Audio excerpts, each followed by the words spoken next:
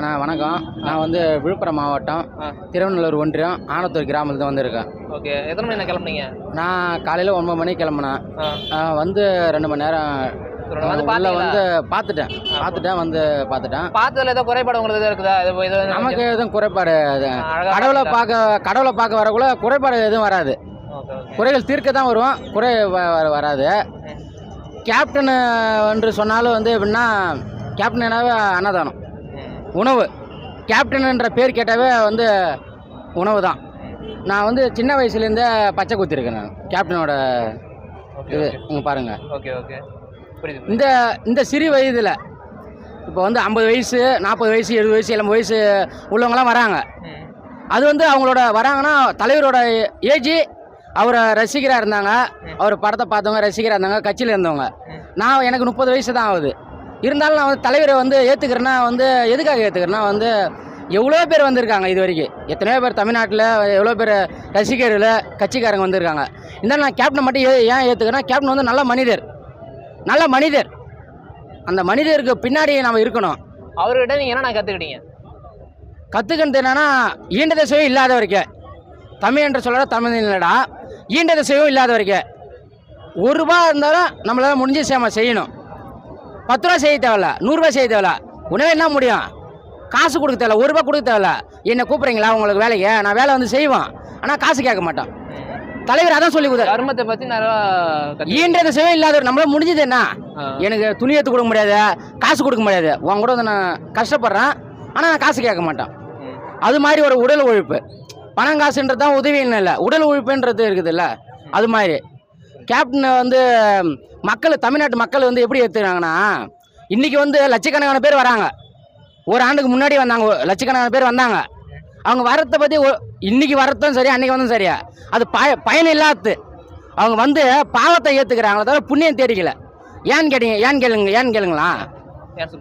மக்கள் வந்து 100க்கு 200க்கு வந்து இந்த இடத்துல வந்து தலைவருக்கு வந்து வாக்கு வங்கி நான் பேசக்கூடாது. இருந்தாலும் ஏன் பேச வரேன்னா 500 கொடுப்பாங்களா 200 கொடுப்பாங்களா அதை தான் எதிர்பார்க்கலாம். நல்ல மனிதன் ஏற்றுக்கல, தலைவரை ஏற்றுக்கல தவிர ஊரில் கிராமத்துலேயும் சரி, ஊராட்சி மன்ற தலைவரோ இல்லை உறுப்பினரோ வார்டு மெம்பரோ கவுன்சிலரோ வந்து எப்படி ஏற்றுக்கிறாங்கன்னா, அவன் வந்து 1000 தப்பு பண்ணுவான், ஆனால் அவனை ஏற்றுக்குவாங்க.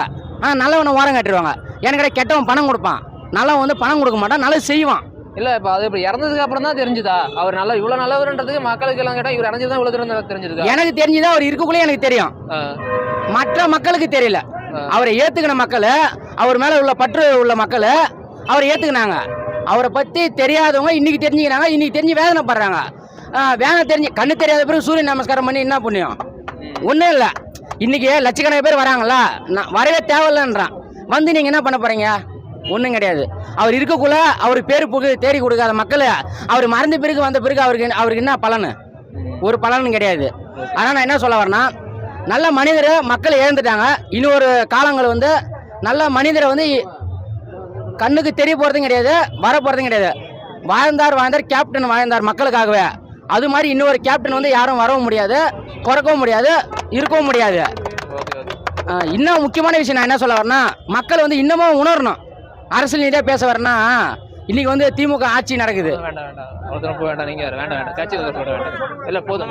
சரி ஓகே, ஒரு சில வார்த்தை ஒரு சில வார்த்தை. சரி, கேப்டன் வந்து இப்போ எல்லாரும் பாருங்க, ஒரு அண்ணா இருக்காரு, ஒரு எல்லாரும் இருக்காங்க.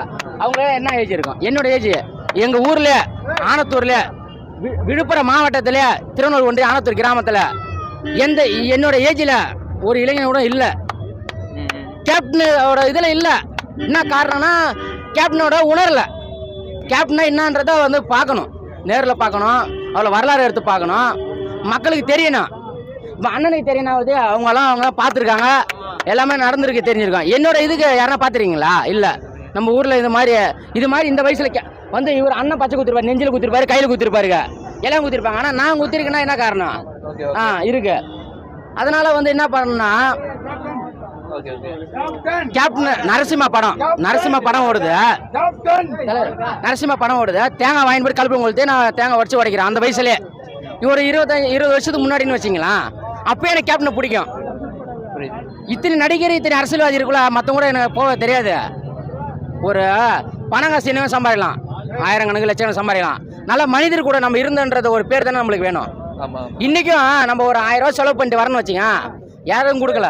நம்ம காசு செலவு பண்ணி நம்ம வரோம். எதுக்காக வரோம்? கோயிலுக்கு வரோம், தலைவரை பார்க்குறோம். இது வந்து இதுக்கு முன்னாடி தேமுதிக அலுவலகம், தலைமை அலுவலகமாக தேமுதிக இருந்துச்சு கோயம்பேட்டில். இன்றைக்கி வந்து கேப்டன் ஆலயம்.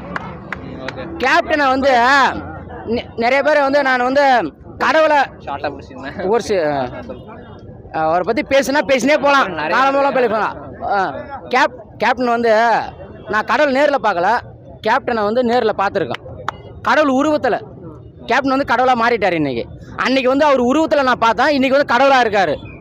அதனால் நான் என்ன சொல்ல வரேன்னா, மக்கள் வந்து அவரை வெறும் வார்த்தையில் வந்து அவரை வந்து போற்றக்கூடாது, அவர் மனசில் ஏற்றுக்கணும், அவரோட இதை எல்லாம் பயன்படுத்தணும். நமக்கு அது முக்கியம். இன்னும் ஒரு சில வார்த்தை, கேப்டனோட வாழ்க்கை வரலாறு, கேப்டனோட வாழ்க்கை வரலாறு வந்து பாட புஸ்தகங்களில் வரணும்.